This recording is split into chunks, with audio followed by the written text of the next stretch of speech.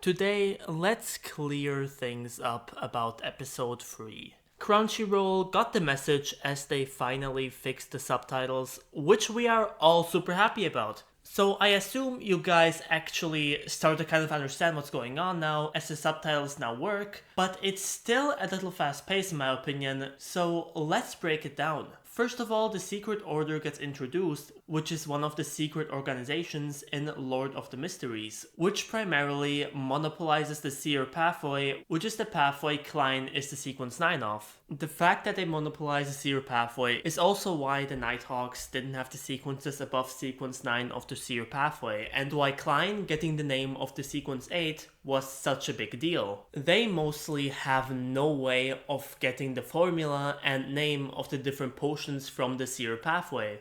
The Antigonus notebook and family have a lot to do with the Seer pathway, which is why they were looking for the notebook too. One thing I have to mention before we continue is that the anime skipped 2 gatherings above the Grey Fog, which in my opinion is absolutely crazy. I don't know how they are going to catch up on these gatherings, but the fact that they skipped them has to be some crime because the gatherings were my favorite part of the series by far.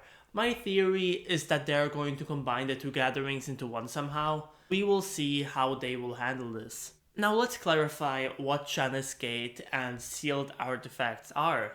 Firstly, sealed artifacts sometimes form after a Beyonder dies, and as you could see in the episode, they are very dangerous but can oftentimes also be really powerful, which is why they are usually used in dangerous expeditions or high-level fights. You might be a bit confused about the naming system, which was well explained in the novel. Basically, the number in front of the sealed artifact's code is its grade. Sealed artifacts range from grade 3 to grade 0, with 0 being the most dangerous. The numbers after are the order of the artifact in their respective grade. Now these artifacts, just like the Antigonus notebook, are sealed behind Janus Gate. As to why they did that weird movement when they used the clown sealed artifact, they needed to check if any of the Nighthawks movement gets sluggish or not, so they don't get turned into puppets. Now I'm going to break down what the different abilities are that the team used. Firstly, a move Leonard and Dunsmith have spammed in both the fights against Bieber and the Clown was the Sequence 8 Midnight Poet's ability, Midnight Poem. By reciting a poem, they can put negative status effects on their enemy. The sequences for the Sleepless pathway are Sleepless, Midnight Poet, and Nightmare, with the Nightmare's poems being much more potent than that of a Sequence 8, logically. Now, Dali Simone is from the Corpse Collector pathway and is a Sequence 7 spirit medium.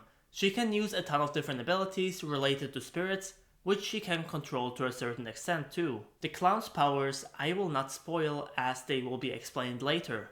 He was a Sequence 7 of the Seer pathway before he died, is all I will say. As to what that blue bubble thing at the end was, it showed Klein Moretti continuing to digest the Seer potion. In case you didn't see my last video, I mentioned how Roselle said that you needed to act like the potion's name in order to continue digesting the potion. You can physically feel the potion's digestion advancing, which is exactly what you saw there. He didn't digest the whole potion of course, but just progressed in the digestion. Also with the professor and that giant skeleton, do not worry about it, it's going to be explained. As to Hornatus Flagrea, don't worry about that either, it's also a mystery for later.